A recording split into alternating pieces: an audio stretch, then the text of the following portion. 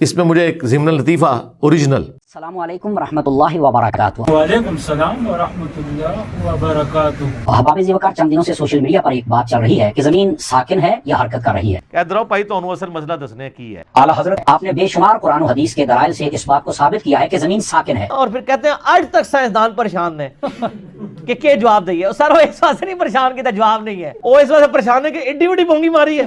یہ حرکت نہیں کر رہی.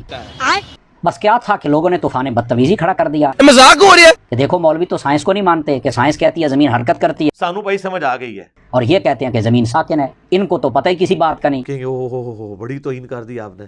بس پھر جس کی جیسی تربیت اور جتنی لمبی زبان تھی اس نے پھر اتنی بڑاس نکالی. تے انہوں نے ماں بہن دی گال نہیں کڈنی. ٹھیک ہے، گال نہیں کڈنی. بحیثیت مسلم میرا آپ سے سوال ہے، آپ یہ بتائیں کہ سائنس کی بات کو ماننا ضروری ہے یا قرآن و حدیث کی بات کو ماننا ضروری ہے؟ جدوں تک قرآن و حدیث کے مطابق تسی گل بیان نہیں کرو گے سانو اینا بھی فرق نہیں پینا.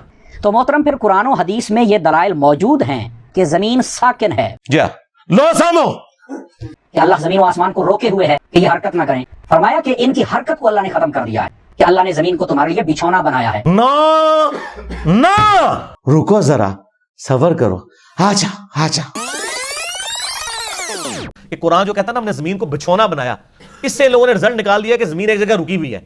حالانکہ اللہ تعالیٰ اس کو یہ کہنا چاہ رہا ہے کہ زمین، یہ اسی طریقے سے اس طرح حضرت عائشہ نے سمجھایا کہ زمین کو ہم نے اس قابل بنایا کہ یہ بچھونا ہے. ورنہ ہر سیکنڈ میں 2 زلزلے زمین کے اوپر آتے ہیں. اگر ان کا ایمپلیٹیوڈ بڑھ جائے تو آپ زمین پہ رہ نہیں سکتے. زمین کے ساکن ہونے کے اوپر تو کوئی آیت موجود نہیں ہے. حتیٰ کہ قرآن پاک میں تو اس کے الٹ بات ہے، کل فی فلک یسبحون، تمام اجرام میں فلکی آسمان میں تیر رہے ہیں. اور یہ تیرنے کی زبردست بات ہے. آپ دیکھیں تیرنے والی چیز میں 2 کوالٹیز ہوتی ہیں. گول چیز اگر تیر رہی ہو نا اس میں 2 کوالٹیز ہوتی ہیں، کہ ایک تو وہ تیر بھی ہوتی ہے اور وہ گھوم رہی ہوتی ہے اپنے محور کے گرد. یہ بیسٹ چیز تھی جو یعنی بتائی جا سکتی تھی کہ یہ تیر رہے ہیں، اپنے محور کے گرد بھی گھوم رہے ہیں اور اپنی باقی موشنز بھی کر رہے ہیں.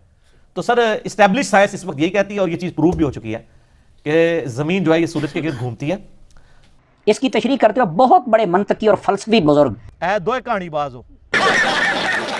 حضرت امام فخر الدین رازی رحمۃ اللہ تعالی علیہ آپ نے بھی فرمایا ہے، ہم جب قرآن و سنت کے دلائل کی روشنی میں حضرت معاویہ رضی اللہ تعالیٰ عنہ سے اختلاف رکھ سکتے ہیں کہ تواڈے امام تے شے کوئی نہیں. کہ بچھونا کامل تب ہوتا ہے جب اس میں حرکت نہ ہو. یعنی اس کا مطلب ہے عقل نہ ہوئے تے موجہ ہی موجہ. اگر زمین میں حرکت ہوتی تو سب سے پہلے امام رازی رحمۃ اللہ تعالی علیہ اس نظریے کو پیش کر چکے ہوتے. چھڑ دیو انج کوئی بندا ہے، کوئی علمی گل کرو. لیکن کیا ہے کہ لوگ ان باتوں کی طرف توجہ ہی نہیں کرتے. پتر چپ کر کے گفتگو سنو دھیان نہ. ایک سائنسدان اور انگریز کی بات کو مان رہے ہیں جبکہ قرآن و حدیث کے دلائل کو نہیں مان رہے. سنا کے سننی ٹنی، پڑھ پڑھا کے سننی نہیں نے. آپ کو پتا ہے کہ یہ سب سے پہلے نظریہ کس نے پیش کیا تھا؟ نہیں بھائی میرا بھائی، یہ گلیلیو گیلی نامی ایک بندہ تھا. اس نے 1615 سنہ عیسوی کے اندر یہ نظریہ پیش کیا. یار کیا بات ہے یار، کتنے پہنچے بزرگ نے. اور آپ کو شاید اس بات کا بھی علم نہ ہو، سن لیجئے، اس وقت بائبل کے ساتھ تعلق رکھنے والے تمام لوگوں نے اس نظریے اور سوچ کو رد اور باطل قرار دیا. خدا دا نا جو ہے، شکر ہے گوریاں نو اردو نہیں آندی، تو انہوں انگریزی نہیں آندی. جو اسلام کی پیٹ میں تم لوگوں نے چھرا گھونپا ہے جھوٹ بول بول کے. کیوں؟ انہوں نے کہا جی ہماری بائبل میں موجود ہے کہ زمین ساکن ہے، آپ کیسے کہتے ہیں کہ زمین حرکت کر رہی ہے؟